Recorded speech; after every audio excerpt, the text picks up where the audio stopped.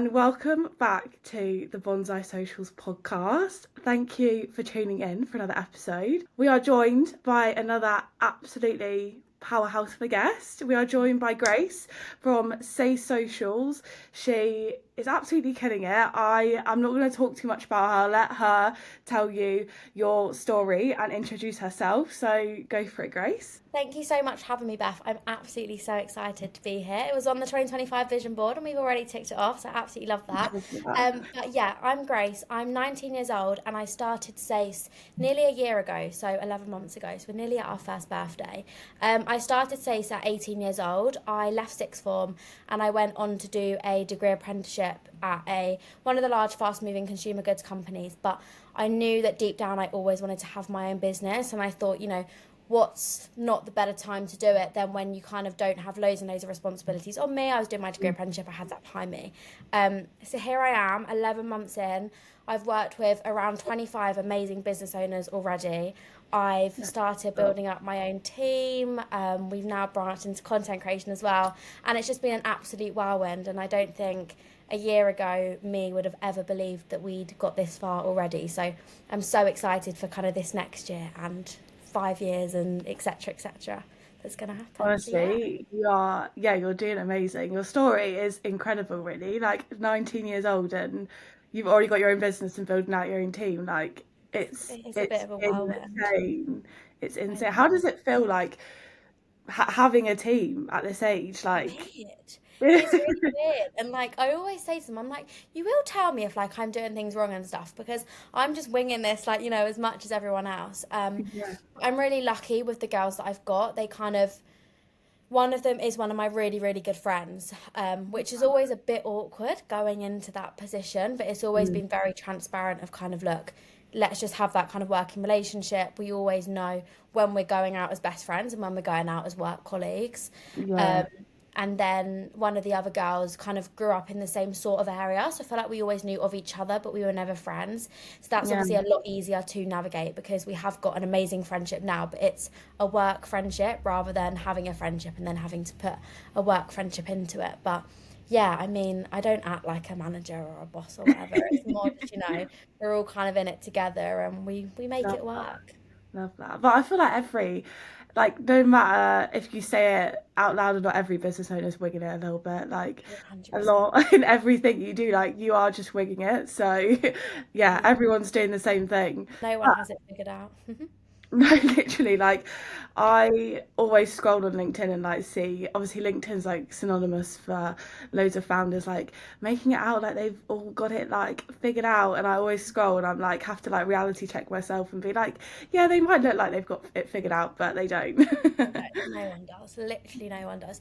I love it at the moment because I feel like we spoke about this before, but Odd Muse and Yes. how like Amy is smashing it from the way of she's built an absolute powerhouse of business. But I was watching her YouTube video a minute ago. She'll still sit there and cry on camera and tell you how it actually is. And I'm like, that's what we need to hear. As I think business owners, especially young business owners, that Mm. do look at it as the pretty picture, and actually, it's not the pretty picture. And Mm. being a business owner and a CEO is never easy.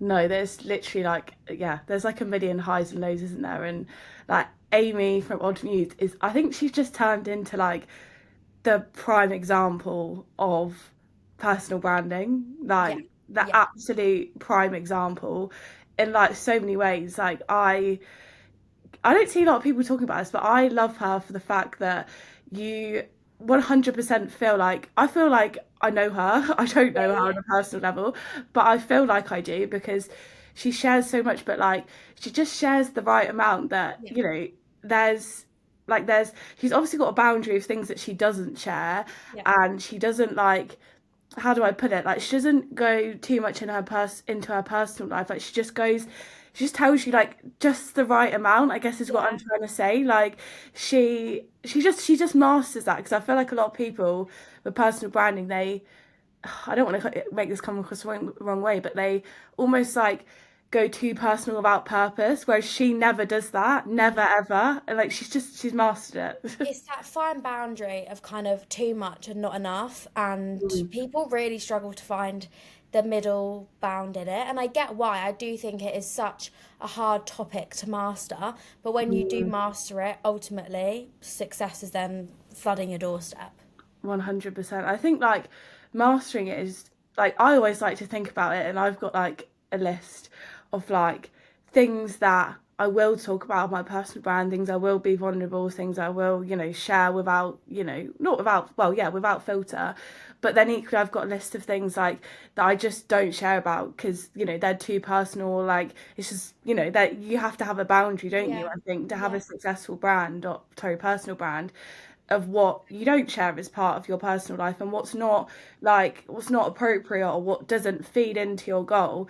And I the way that I like to think of it is those two lists, and they Yeah. like it just streamlines what you're going to talk about, doesn't it? 100%.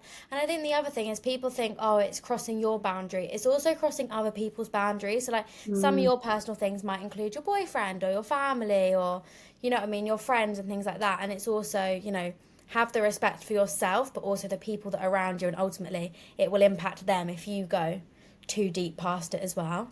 yes. You know what? Not enough people talk about that.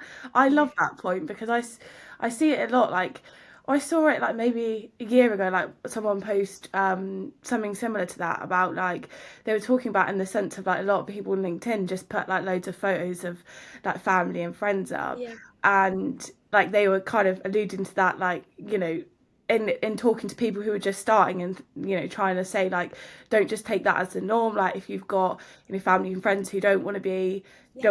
part of it, or like they've got boundaries or whatever, like just don't be like posting people, Yeah. your loved ones without permission. And also, I don't know, don't feel like you just have to kind of thing. Yeah. And Like, it's so difficult as well that I think I'm really lucky. Majority of my friends and majority of my family are willing to have a mm, camera in front of them. And that has really helped me in a way because they have really helped my growth in that sense. But yeah, there's also other people. I know that my dad does not want to get in front of the camera. And you know mm, what? That's completely fine. Like the camera just won't go on you. And it's so important to have that balance. And sometimes it is difficult because sometimes you might have things going wrong or on in your background. mm, Like that's happened quite a lot to me where I haven't been able to be on my socials or things have been impacting me behind the scenes, but I can never say why because that's not only impacting me, that's impacting everyone else that it's happening to. yeah. And it is difficult because when you do have that connection with your audience, you want to get on and you want to share things, but it is reminding yourself you don't have to share that because you don't want to share it, and other people that Mm. it's impacted don't want it to be out there either. So it is a hard balance. No, literally, like my boyfriend's the exact same. Like he obviously very much supports what I do, but like if you were to scroll through his, like he hasn't posted on his personal Instagram for like 5 years. I'm not even joking. Like Yeah, he's so like it's not his world, social yeah, media. It's not that he like hates it with a passion. It's just he doesn't buy into it. Like he's not on social media as a person, like removed from me and my business. Him as a person is not yeah, active on it. yeah. And like I don't post him. I obviously talk about him, but I don't post him and show him for that reason because it's not like It's not what it's you not want. something that he enjoys. And yeah, Yeah, it's having those boundaries, isn't it? But yeah. it's hard when people, I feel like the word personal brand is very like misconstrued, and you do have people on LinkedIn saying like personal means sharing every part of your life, and Yeah. it's like that's not Absolutely that's not. not the No, truth.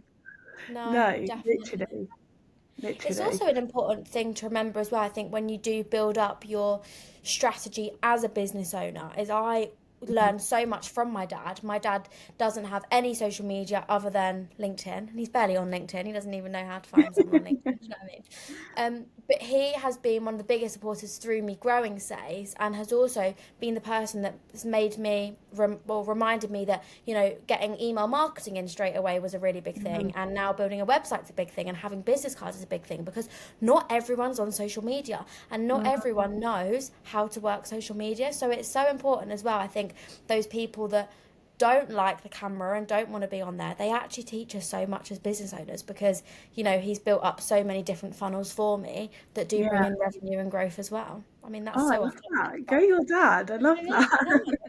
But I feel like that's like slightly off topic, but that is such a big conversation, isn't it, as well? Like just going back to the point that you said, like not everyone's on social media. Like I feel like a lot of the advice that goes online on social media is you need to do social media this way, you need to do it this way. And like I have worked previously with like businesses in the engineering space, right?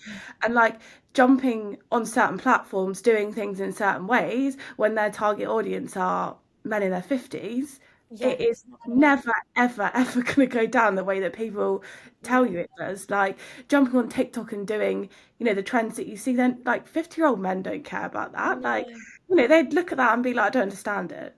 So, And that's sorry to butt in, but that also shows a really good social media manager as well. Is someone that can sit you down and say, like, I mm, had a conversation with someone earlier, and they assumed for their business they needed full management.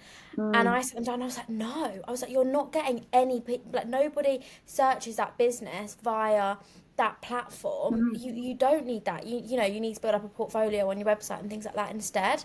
And I mm, think not many people as well will turn around and say no to profit or growth or a sale mm. because they genuinely don't think it's good for the other business that they're selling to. But that will just give you a bad reputation when you don't get results for them. Like, do you know Yeah. what I mean? It's that mindset as well, which I think so many people struggle with. Yeah, literally. I feel like it's just so blanket, isn't it? And like it's just I feel like a lot of that there's just no conversation around at the moment that actually like every business is different and what's right for one business is not going to be right for yours. Like Yeah. just because someone is telling you to work for everybody or Instagram or whatever, like it doesn't. Like you need to take such different approaches, don't you? Yeah, and it works for the same people in the industry. Like, I know we chatted about this before, like completely offline, and we won't get to it online, but how Mm, even there's people in the same industry who think they can copy and paste a strategy from someone else that they think is doing the exact same as them, but it will never work for you because you are not the same mm. people, and you might be selling the same services, but you don't have the same strategy and you don't have the same business model, and it's just trying to drill that into people, but it seems impossible. Literally, no. Strategy is such a big conversation, isn't it? Because I mean, I I always like to think of it like because it comes down to competitor research, isn't it? And I actually feel like that term is not explained enough. I feel like that's where the problem is coming from. Like people Yeah, say you need to do your competitor research. What they don't specify is what you should then do with that competitor research. You don't research your competitor on social media and go, those are the content ideas they're doing. I'm going to do the exact same. I'm going to copy yeah, them word for word. Like, that's not competitor research at all.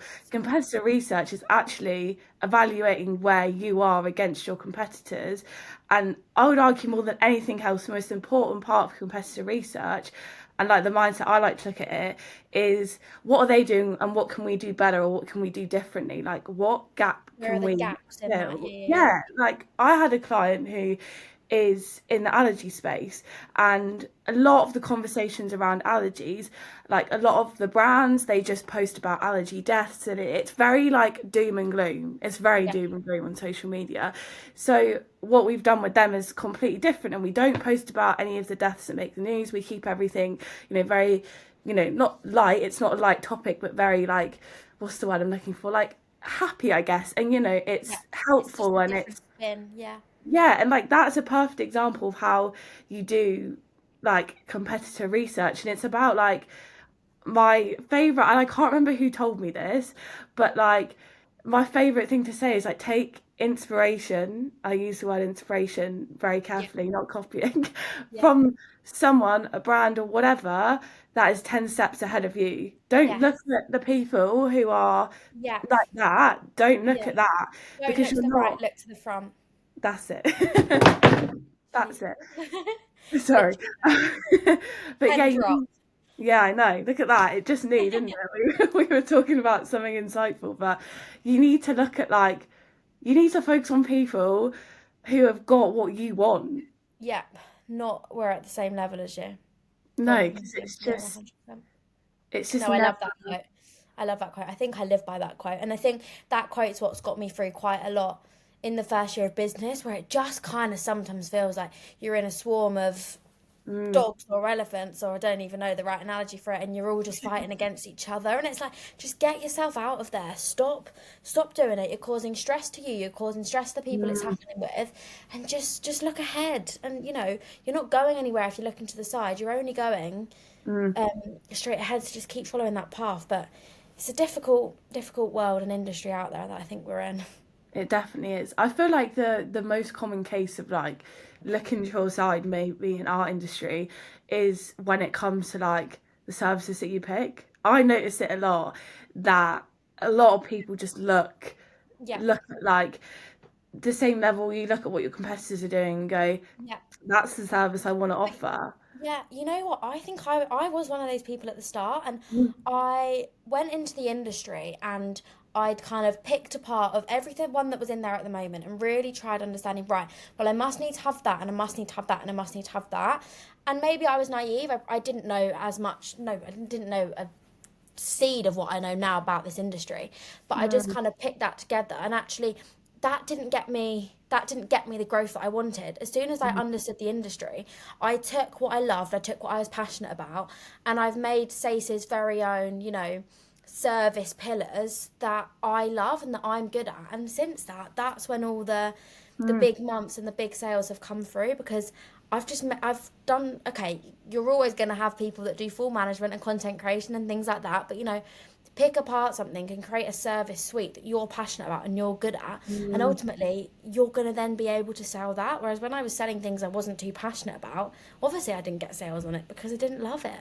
Yeah, no, 100%. So I was going to say, like, you've obviously, like, I've followed you for a while. You've gone on a journey with, like, your services, and I feel like you've really, like, yeah, you've really come into your, like, own. Like, you do Yeah, obviously do, like, the wedding spin as well, like, recently, haven't you? So it's, like you said, it is hard because I was there, and I think it's when you enter the industry, everybody does it, and yeah, whatever industry you go in, literally whenever you start a business, you do look to the other businesses and go, yeah. wow, I should be doing that. And it's like it's a journey, isn't it, to finding out what services are going to work for your business. Yeah, I think it is hard though as well, because as soon as you do figure it out, like I feel like I've figured it out now, and I Mm, already see people replicating it. And I mm, think that's what's difficult as a business owner, because you do so much work to make it right and to kind of have these things. Then all of a sudden, the person next door is doing it. And I yeah. think that is what's challenging, because it's that mindset piece in a way. It's like, how are you going to keep pushing yourself through and doing all that work behind the scenes when ultimately, even though you're not copying someone will then copy you, and it will be, just feels like the same Mm. cycle. I know it sounds really negative, but you know what I mean? No, it is so true, and I think like obviously we're never going to slate social media because it's our jobs, but Yeah. like it is one of the negative things because and it's maybe not specifically with social media, but I think it's that whole negative piece of building in public. Like I'm a big advocate for building your business in public. I think it obviously generates a lot of like that. I feel like that's when you get real loyal customers and you get Yeah, people and that stick with you. interest. Yeah, Yeah. 100%. But I feel like that is the big downside about building in public is that when you're putting more out Being there to the world for scrutiny. people to go on your journey with, you're also going to get the bad I say the bad Yeah. people, but the people that just think that's an opportunity to copy you. Like I don't this literally happened this week, but I don't know whether you've seen Sydney Lane on TikTok. They're like Is she she's the owner of Mars the label? No. no, but that is a separate thing, isn't Yeah. it? Is that Yeah. not White Fox, Ego that have Ego. I yeah. mean, But they stress me out. yeah, but with this brand Sydney Lane, they what was it? I can't remember the name of the brand for the life of me, but it was like they've got this dress right. It's like silk maxi, and it's got like applique flowers going off the back of it. Yeah. And she was like saying how she's had like these big brands like copy her, I think, and like how obviously now people are just assuming because it's a bigger brand than her that have copied that like she's copied from this brand Yeah. and all this stuff. And like I mean, I'd obviously go look at her TikToks because she's like an amazing example of building in public and taking people on the journey. But it's really Bias. difficult 100% difficult when you're putting in so much work and you're seeing people like copy what you're doing. But you know what? I think, and I have only just got this mindset into in the last month, to be honest. So I don't want it to seem like I've always had this, because I certainly haven't, and it has been a journey. But I think the way I'm trying to look at it now is,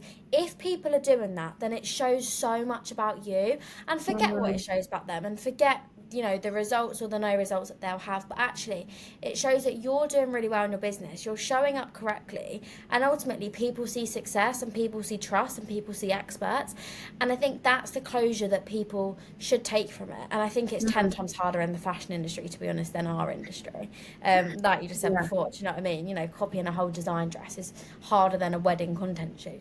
But you know, I just think if we can start trying to teach ourselves to have that mindset, then it will help us. But it's really, really difficult to get that mindset into, and I'll always have days where that mindset goes out the door, and then it's kind of pulling yourself back into that mindset.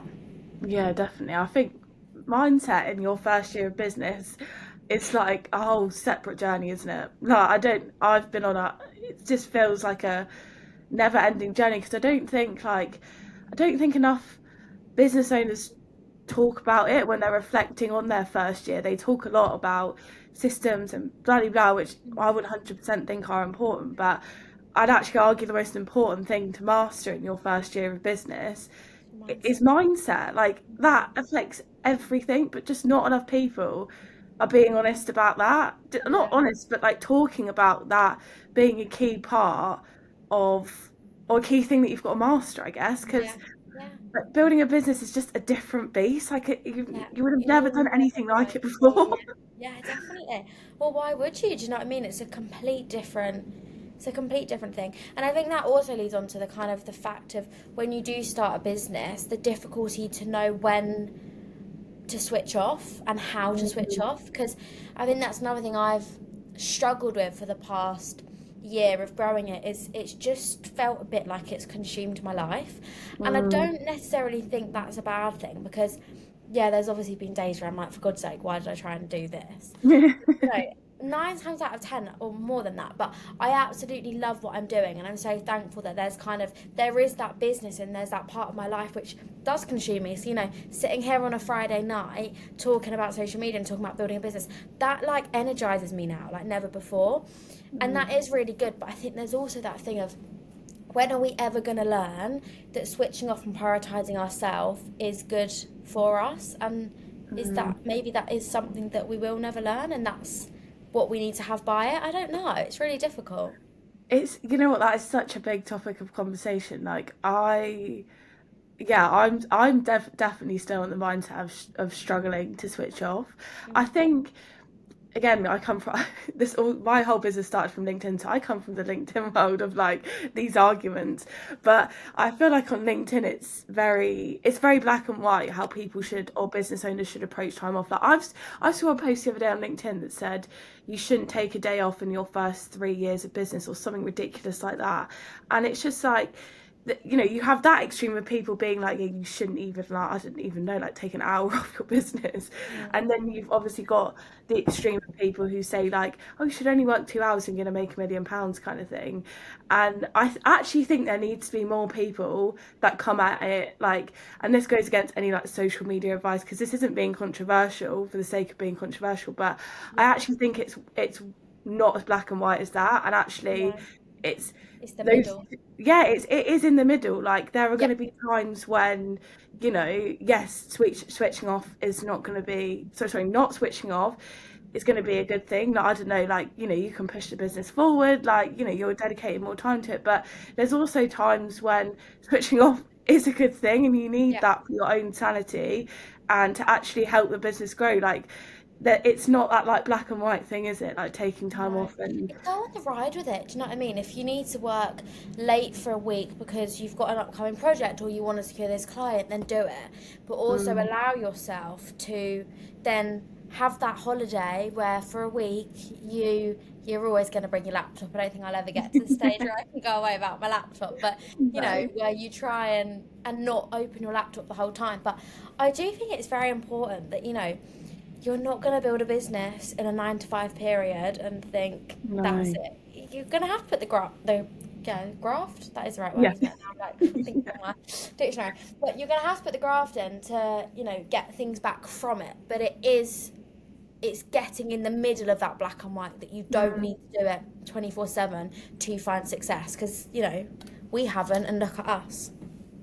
It's such a fine line, and I like it actually makes me cringe now when I see people on LinkedIn that like they're just like one way or the other, because I'm like, you know you're just doing it for views or Yeah, whatever, yeah, people to comment, like you know that it sits in the middle. And is I think it was Lara Acost, I think is how you say her I feel like last I name. recognise that name.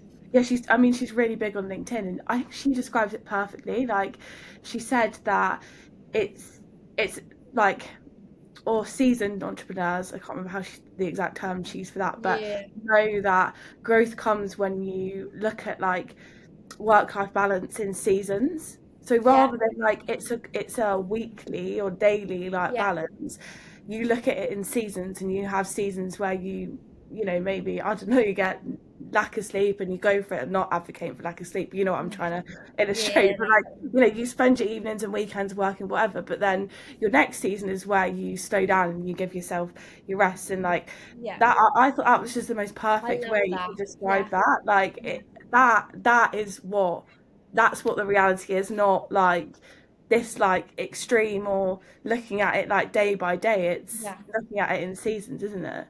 I think that just summarised our last 10 minutes perfectly. I absolutely love Yeah. that. I wish I said that at the start, but that Yeah, just came into it's my fun. head as you said that.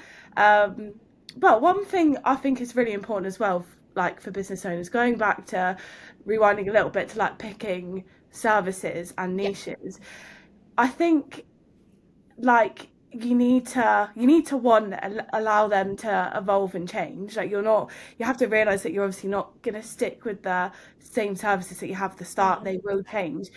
But I think the key thing that not enough people talk about when they talk about picking your services, changing your services, is that you, as they evolve, that will help you find the people who you ideally want to work with. Like, not enough Yeah, people talk about it from that lens. Like, I found it, over the last couple of months, that as my services have changed, as I've, evolved to the needs of who I'm speaking to, like, I found your ideal people, clients. yeah, and Yeah. like, I just don't think enough people talk about Nice. You services know and what though? niches from that lens. Yeah, I feel like I've never thought of it through that lens though, Beth. Like, and actually, you saying that now, I'm like, oh, like that's gone like that to me because since I've changed my services, all of a sudden, the people I'm working with are my ideal clients. Now, obviously, my ideal clients kind of change depending on the service that I'm offering, if that makes sense.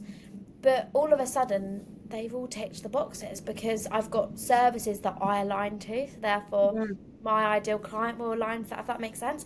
And I'd never even thought of it from that No. aspect.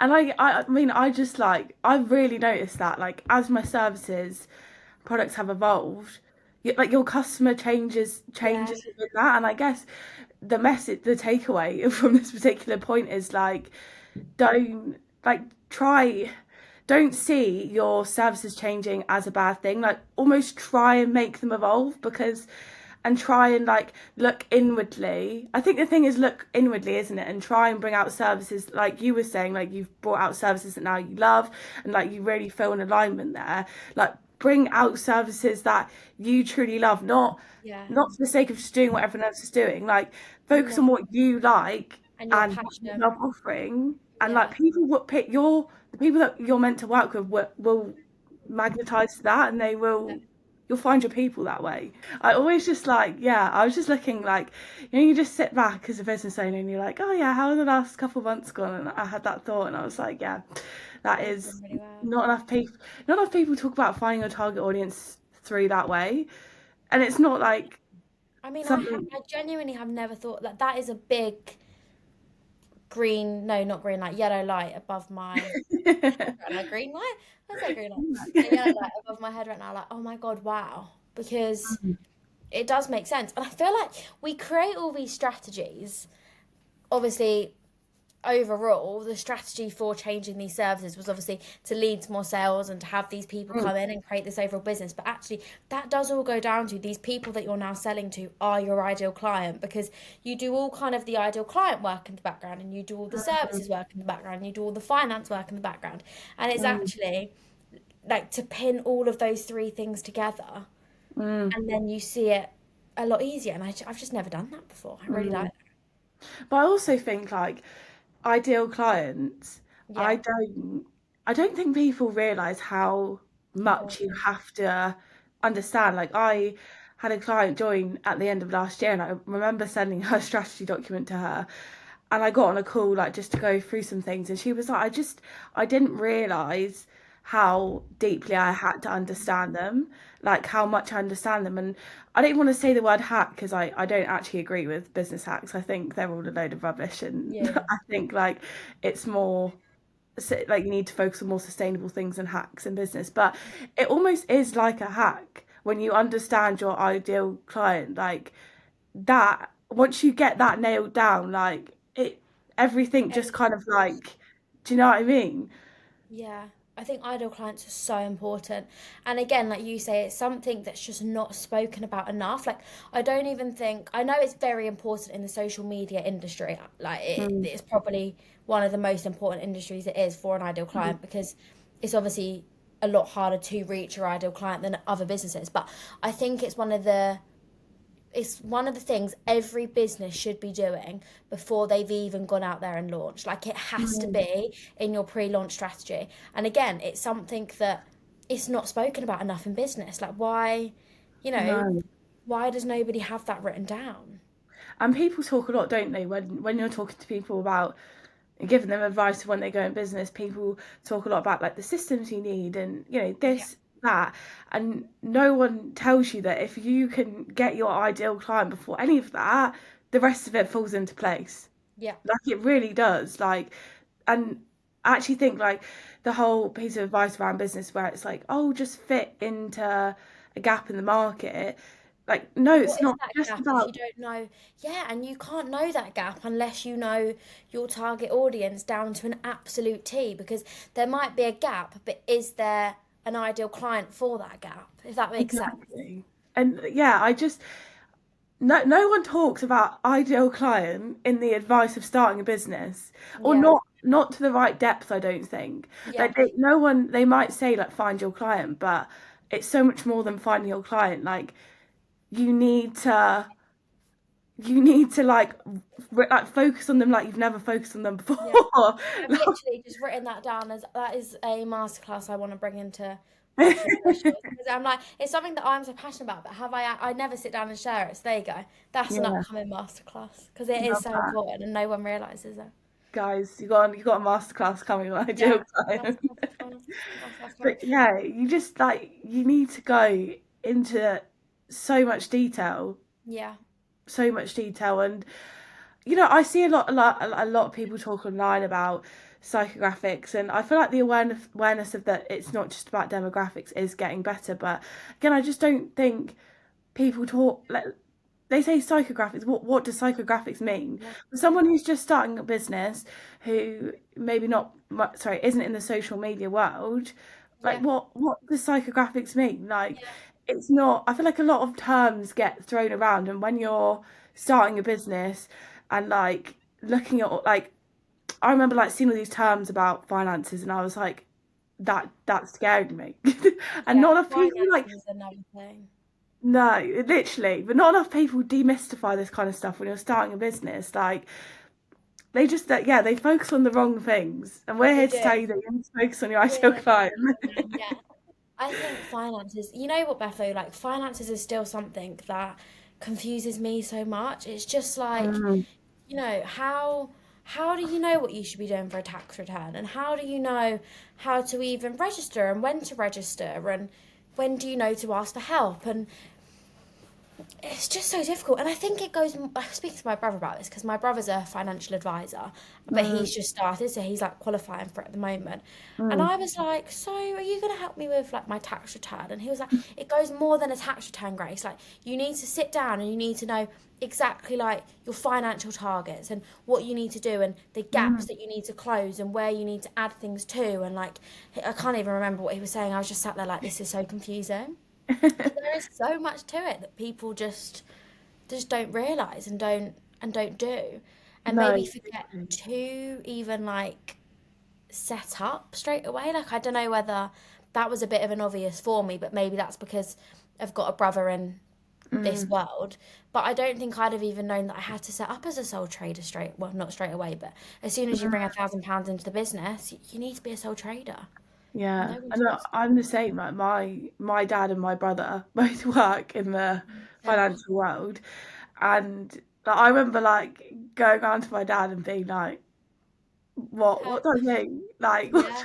do I do? Like, and he was like, well, I can tell you, but I'll try not to confuse you. And I was like, whoa, is there that much to it? Yeah, I mean 1000%. And I think we're really lucky that we've got those people around us, but Mhm. other people might not. And I don't know, do we quickly touch on the key things from people that don't know finance and really, really strip it back as to what people should be doing when they first start? Is that helpful, Mm. do you think? You know what? My biggest, I actually think that when you first start, and I have only recently like got an accountant because like you said, yeah, I've been lucky enough to like rely on my dad's advice, but I was like, no, I can't. We need to You get an can. accountant now. Yeah.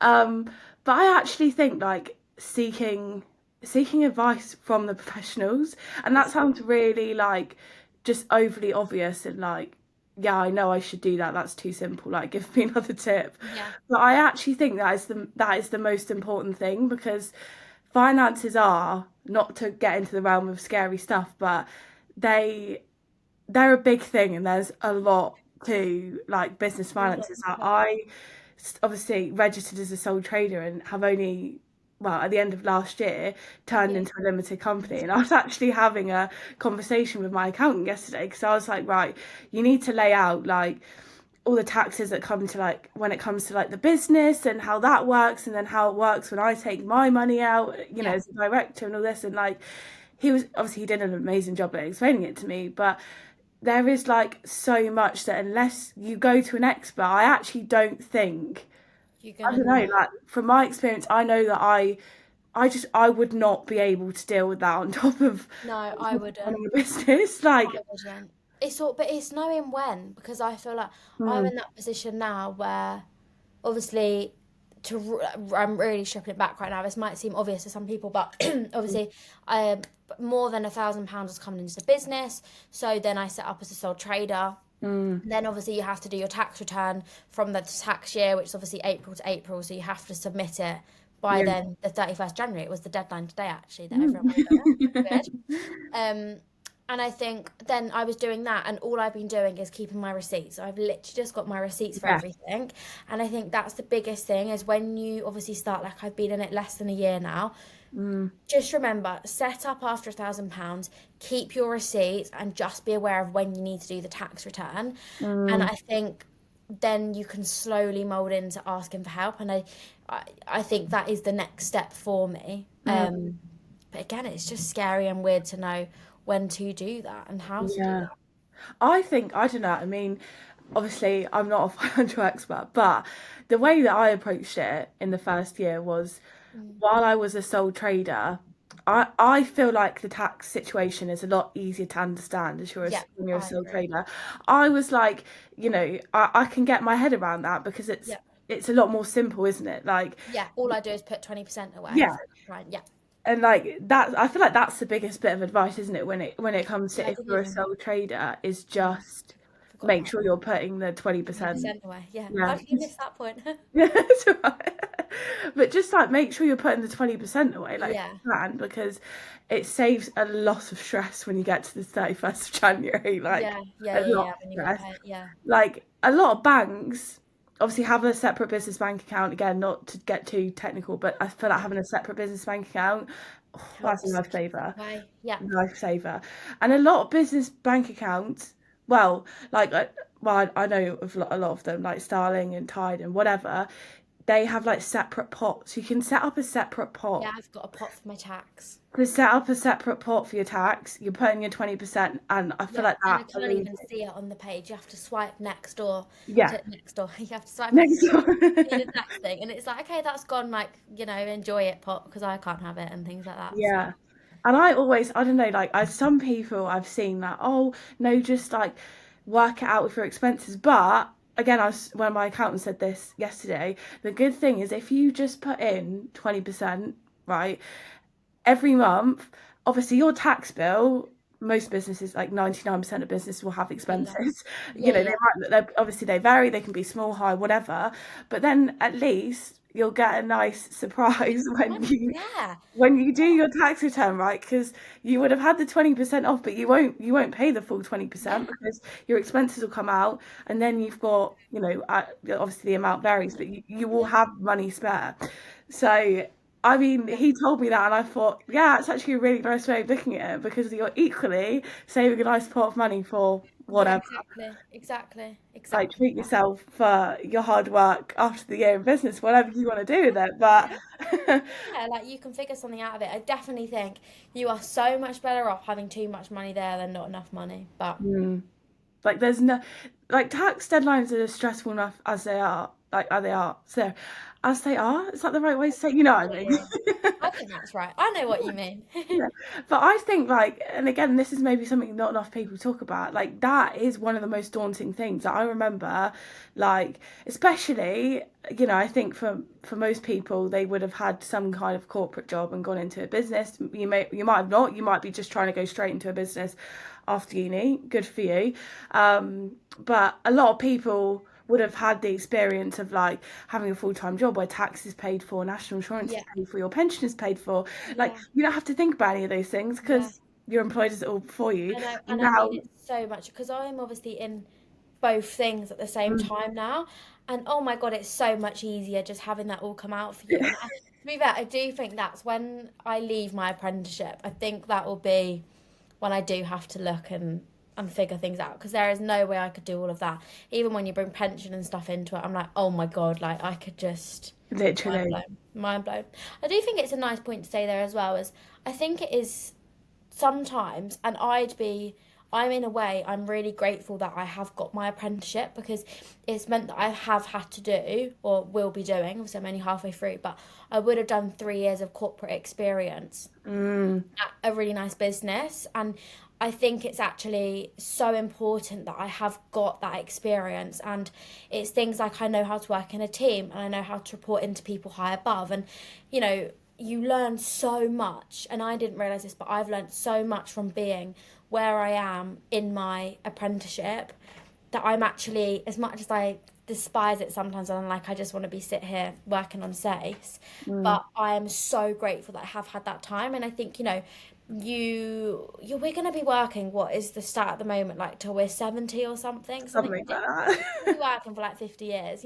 What Yeah. is 5 years for working in the corporate field or any field, it doesn't have to be corporate, but working in a different field, gaining Mm, invaluable experience with that security before starting your business. And why is that a thing? Why, Amy Smale did it. She started in ASOS, to mm, keep going back to her, but quite a lot of the successful people did start with other experience. So I think there is that pressure when it's all pretty on TikTok and pretty on mm. Instagram about, being a business owner is brilliant. Don't get me wrong, it is brilliant, but don't be afraid to have that experience and not go straight into it.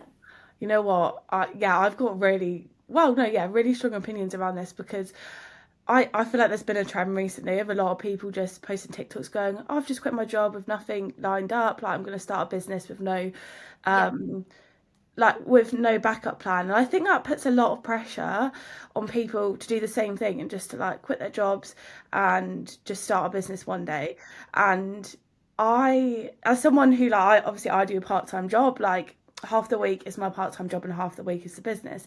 And I just hate that whole viewpoint that a lot of people are projecting that you just like have to yeah, quit your job and you have to go all in, and the only way to be successful in your business is to go all in it. Like, you have to just like yeah, quit one day and stop the experience and stop the security. But for one, I value my time now. I know I'm half in the corporate world, half not, but I value my time where I was full time in the corporate world because, like you said, it builds really good skills. But like also, I think it was Ben from Gymshark said that he was working part time in Pizza Hut until the business was earning like 250,000, I think, in revenue. And like it's just not as simple as people make it out.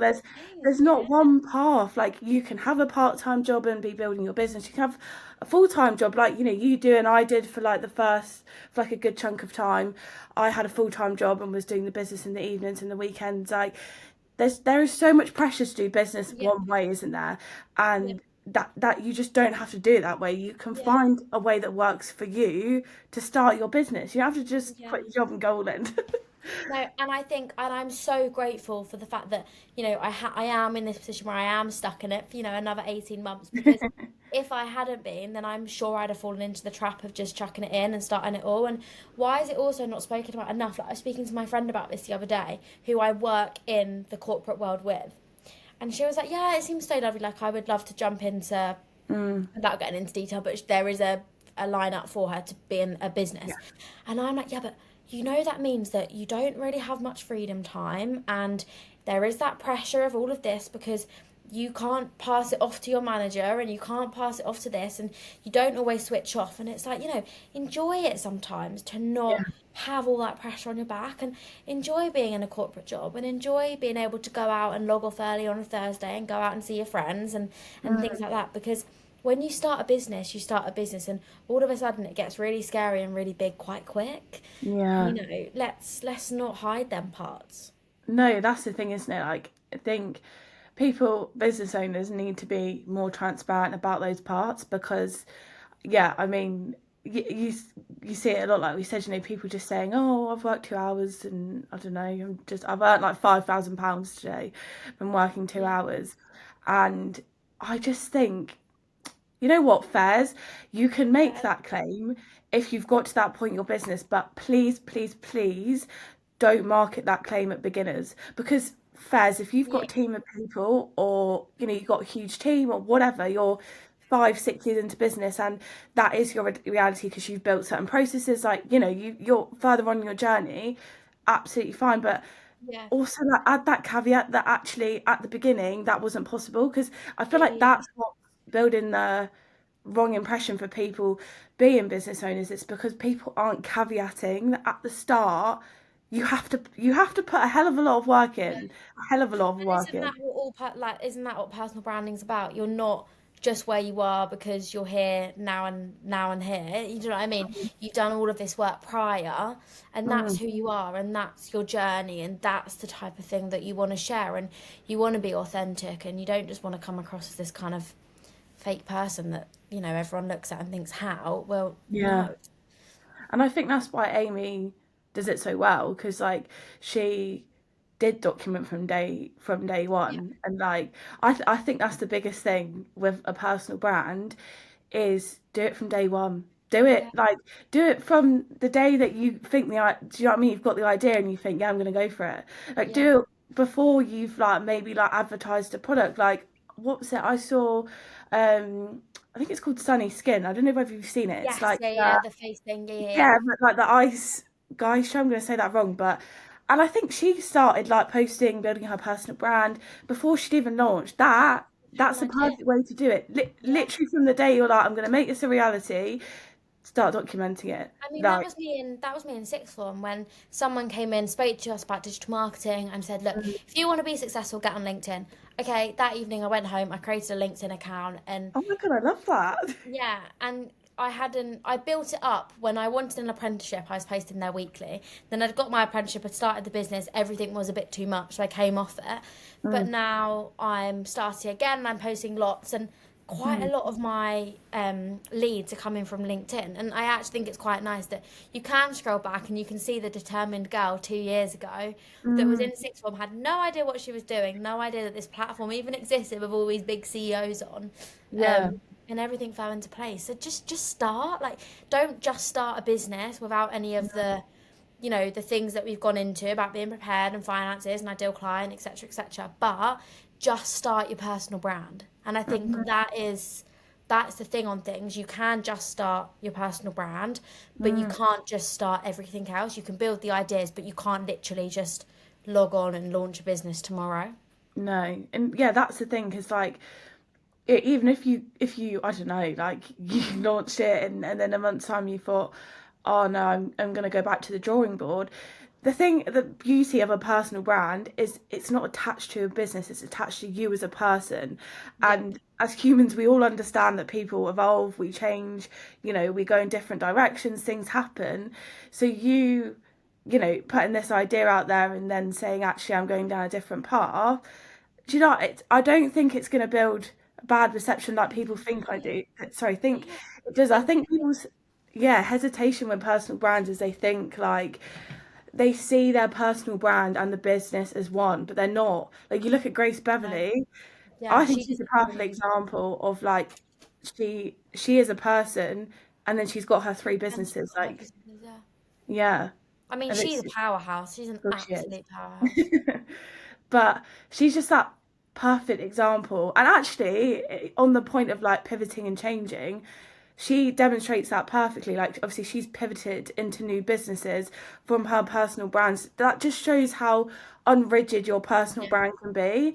Like, how your personal brand can change, and people aren't going to look at you and be like, this girl changes, this guy changes up, what they're doing every 5 seconds. No, because Because it's you're like, evolving, you're growing, you're getting successful, you're changing, and that's what it is. That's you. You know, yeah. the name personal and personal brand is very important because Mm. it is you and it's personal to you. And I think it's a really powerful thing when you do it right and when you use it right. Yeah, 100%. I think just start from day one. And I think there's also the question of like authenticity Yeah. versus professionalism with your personal brand. Maybe more on LinkedIn than anywhere else, to be honest, because I I feel was like, going to say, I think it depends on the platform. The way I yeah, am on LinkedIn is very different to the way I am on Instagram and yeah. TikTok. And I think it's a fine line, isn't it? Like you said, there's like, to put it in maybe an example, like I personally wouldn't, like, I've started posting videos on LinkedIn. I wouldn't necessarily show up on LinkedIn without my makeup or without like, Yeah. as I say smartest top, but even just a plain top. Whereas maybe on TikTok, I would show up without my makeup and in a Yeah, hoodie, because it's 100%. you know it's the vibe of the platform. So I think with your personal brand, you've just got to, yeah, like you said, you've just got to like adjust to the platforms, haven't you? Yeah. And Well, it's sorry, like how you adapt with people when you meet them as well, though, isn't it? You know, some clients you'll act one way with them, and other clients you'll act a different way with them, and it's similar to the platforms. And I think people find it hard knowing what they can do on on each different platform, and whether they can repurpose things or whether they can't repurpose things, and all mm, like that. It's again, it's a difficult conversation to know.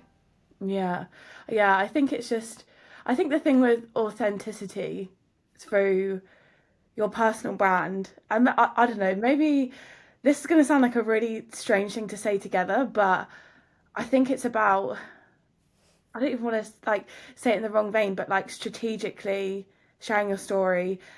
And like I say sharing your story because that's obviously a big part of authenticity. Yep. And I don't know, I think it's about strategically sharing parts of your life, isn't it? Like, Yeah. and No, I get what you mean. I don't want to say the word strategically authentic because those are literally two words that go completely against each other. But I No, hope I, it does work. It does work. mm, And I think even leading back to the conversation earlier, a personal branding and authenticity isn't absolutely everything. So you do have to be strategic with the way that your personal branding and your authenticity is mm, to lead to an overall strategic and thriving business and business owner at the end of the day. yeah, But it is 100%. knowing what is that strategy? What do you know what I mean? Yeah. That's where people find it difficult. I think the thing is like with with it, I think it's just like going back to your goal, isn't it? Like, I don't know, say you want to be seen as an expert in property, and obviously you'd share a lot about property, but maybe you wouldn't share some of the stuff, like maybe if you'd had, like, I don't know, obviously I'm not in the property world, but you had a deal fall through, or something, because then Yeah. that would diminish your Or like something authority. happened to the property you were selling. You don't Yeah, go into it. Yeah, yeah, exactly. But yeah, I think personal brand is a big thing, and if you can do it from day one, then I think that's like, I mean, I think you've said it off this call, like we've had a separate conversation where you said that's a big part of, like, your growth, and why you've grown so quickly, is that yeah, you've embraced it from day dot. Like, it's yeah. not been an afterthought, it's been a real key part of your strategy. It's been part of, I think, who I've always been in a weird way. Is Mm, I've always shared my story correctly. I've always shown up in a correct manner.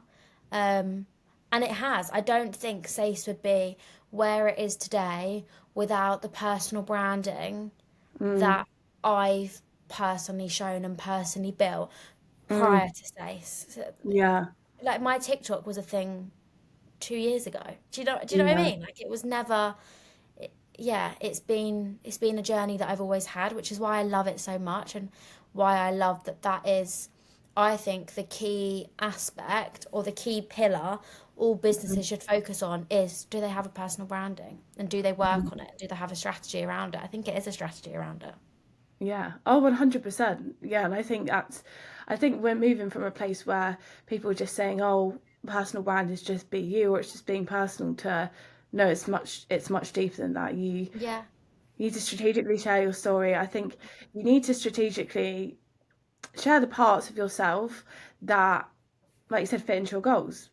And it's hard, don't get me wrong, like Yeah. it is hard and it's time consuming and so much has to go into it. And I think this shows how much I am passionate about it and how it has always kind of been something that's been in my head is the next the most recent kind of employee move I've done is someone to actually come on and it's Mm, Amy, so she's my friend for a reason that I need someone that knows me and knows my stories and all my values well, but she's actually coming on to help with Sace and help businesses grow from that direction, but also her main thing will be is help my personal branding strategy, and she'll help mm, me in the next 1 to 5 years kind of blow up through myself. And yeah. it's that thing of I'm an expert, but she was like it was our boyfriends that said something like but why it's they use that it's so silly, they use the analogy of but a teacher doesn't need a teacher, and I was like no, but a teacher needs a teaching assistant,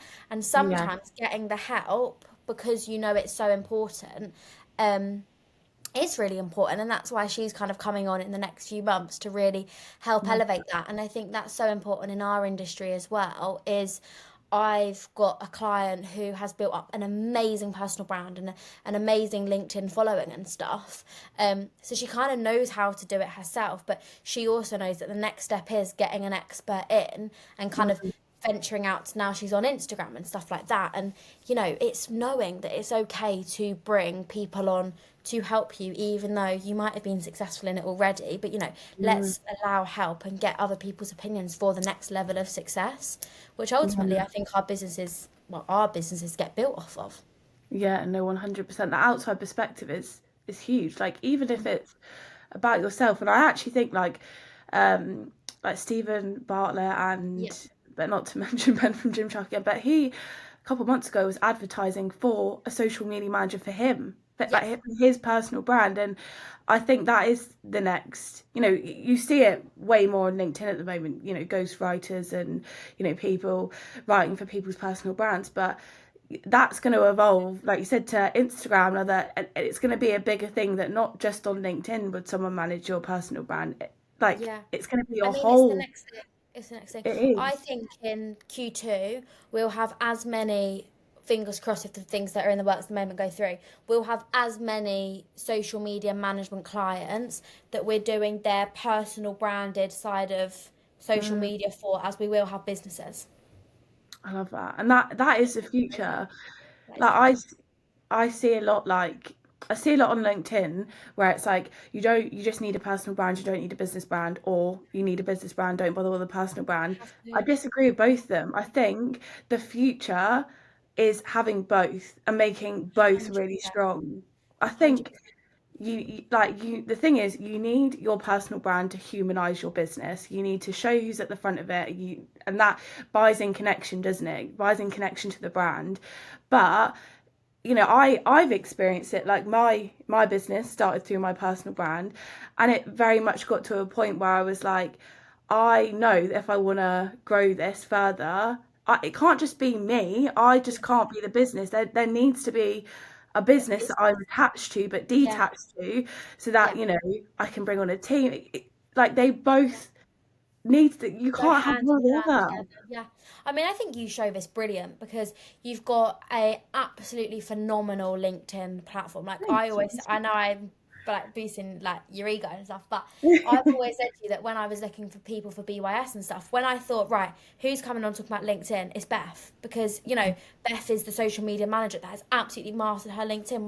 What are you now? Like 20,000 followers? 20, nearly 25. Like that's crazy. Like, do you know what I mean? Like that is just that's brilliant. And I think you've mastered that so well. And now you're building up your Instagram personal branding as well. And I just think like it's amazing. It's so amazing. And I think it is the future. I think it's more scary though. Like I think, Mm, I'm not scared to do it on TikTok and LinkedIn, but mm, I've been absolutely petrified to do it on my own Instagram and YouTube and stuff. mm. I think you know what it is about Instagram, because I was thinking this before I set mine up the other day. I think it's because I don't know, but previously obviously I had my business Instagram in terms of what's connected to me, and then my like very personal, as in like just me as a person, not a business, not a personal brand, like just Yeah. me as a person. And I was like, it feels weird because I think a personal brand on Instagram fits into the middle of that, but it's how do you bring in stuff that's personal. Going back to argument of personal, not too personal, business, not business. I I've personally approached my personal brand Instagram, and I feel like I do on LinkedIn anyway, but maybe obviously pivoted a little bit as like behind the scenes of being a business owner and then a topic that I'm passionate about. I think Yeah. that can be a great way for business owners to kind of go into the realm of personal branding, is talk about your journey as a business owner, talk about what goes on behind the scenes, show that kind of stuff, because people love that stuff. They love seeing the behind the scenes of the business, and that gives you and I'll get like it feels organic for you to talk about your business. It doesn't feel forced because you can talk about it in a Yeah. way of what's happening to you as the founder. But then, like, I think have a topic that you're passionate about. Like, obviously, for me, it's obviously allergies, but again, that I think that's the part of it that will humanize you, won't it, to like a next level, and like really show what your values are, because that's important as a personal brand to really bring through your values, like as a Yeah. person. Yeah. It's But yeah, I think personal think it's a branding is big amazing. watch this space in the industry as a whole.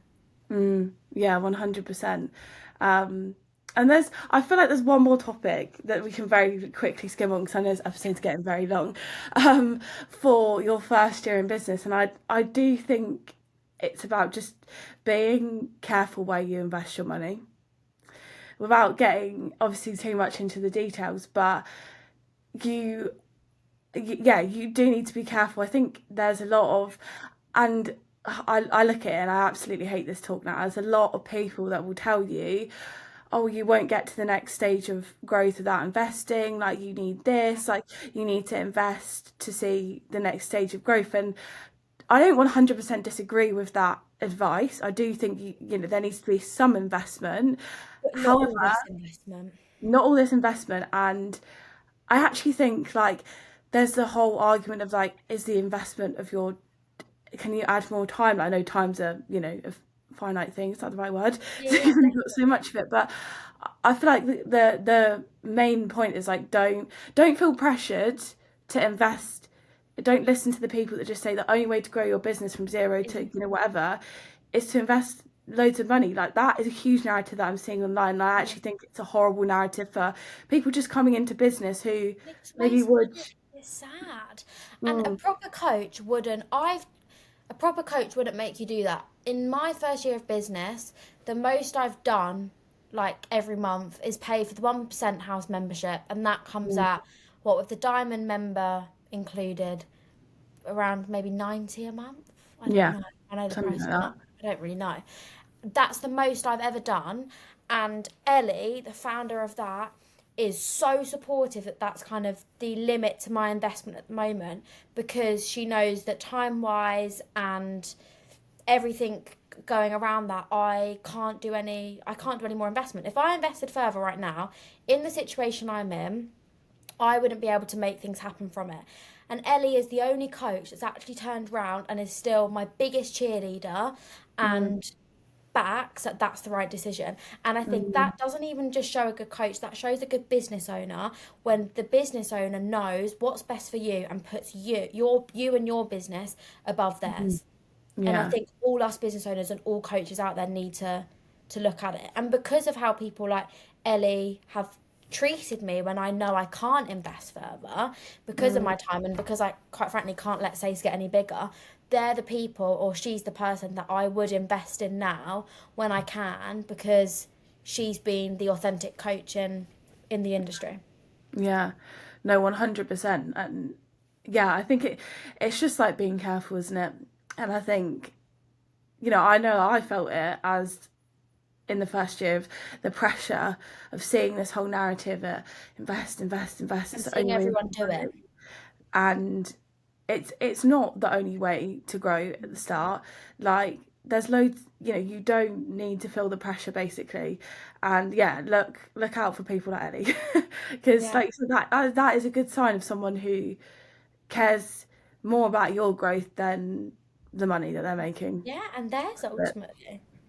yeah, But to put it And you know bluntly. what? Build a community. Have a community of people that you can go to and you can trust, rather than having coaches sometimes. Obviously, I'm only talking about coaches that aren't actually supportive of you. Yeah. Um, but you know what I mean. Yeah. No, and yeah, that's a really good thing. Sorry, really good point as well, isn't it? Like, get to know people in your industry. Again, no Yeah. matter whether it's you're a social media manager or whatever industry you're trying to get into, try and make some connections because there's room for new business owners in every industry all the Yeah. time. You don't have to see everyone as your competition. Like, make connections because it will make being a business owner feel a heck of a Much lot easier. less Yeah. lonely. Like if you just don't try and make any connections with other people, who know, know the ins and outs of what you do, because that's the thing that I found. Like, don't get me wrong, my friends outside of, my work, my boyfriend, my family, wouldn't change them for the world. I love them to death. They are extremely supportive in every way they possibly can Yeah. be. So this, it's never a reflection on them, but they are not business owners. I've got my auntie is, but she lives like 4 hours away. Um, and so like they don't get it. Just like I don't get their jobs. I don't like, for example, my friend who's a nurse. I would never presume to get the mental toll of her job. So Yeah. just like you would in a 9 to 5 in a corporate world, you'd have people in your team who understand, who do the same Understand. job role, the same function. Look for that when you become a business owner. That's essentially what you're 100%. doing when you're looking for connections. You're finding your work colleagues is a lovely way to put it, Yeah, I I love that. I think. love that. And I think another thing which my mum actually advised me the other day is, she said when you do go full time eventually, she said one of the key things that she would urge me to do and push for, is make sure that you do go to networking events and you kind of have something every month in your diary where you do go and you physically meet up with people that are doing similar to you, or even if they're not in the exact same industry, they're also business owners that work by themselves in their own office and stuff. Mm, Have that connection and meet like-minded people, like you say, like you would at the office canteen on a random Wednesday lunchtime. no, 100%. Yeah, I mean that's the main thing that I've found. It's like, yeah, the connections that I've made in this industry, when I talk to like you, others in that I know in the industry, it's like you can talk about the nuances of your day. Yeah. You can be like, Yeah. you can talk about, clients, process, whatever. Like you can kind of get that off your chest with people who are going to completely understand what it's like to do your to be a business owner in your world, you know, working with the people that you do. Yeah, So it's really definitely. important to not just go into business and view everyone as a competition, I think. Like, I don't think that I would, love that. I just don't think that mindset's gonna get you very But I far. would say do be careful with who you trust and who you speak to Yes. in the industry still. Mm. Like you No, know I instantly agree. who you can trust and who you can't trust. Yeah, you get a feeling, don't you? Yeah, I mean you can Yeah. trust majority of people. Like, Mm. do you know what I mean? But yeah, be careful with who you say what to, I think. Because again, if you come Mm. into the business, and I think especially when I came into this industry so young and so naive and so people pleasing, I just naturally assumed that everyone would be your biggest fan and would never do dirty or never stab you in the back. And actually, Mm. you know, do you? Not everyone's your best Mm. friend. No. You know what I think it is? I think it's, I don't, not that I have this criteria for people that I meet in the industry, but I always like to look at it and look at them in a way like, do I think they're in their own lane? I Yeah, don't know if that sounds weird, but like, no, I like I'd, that.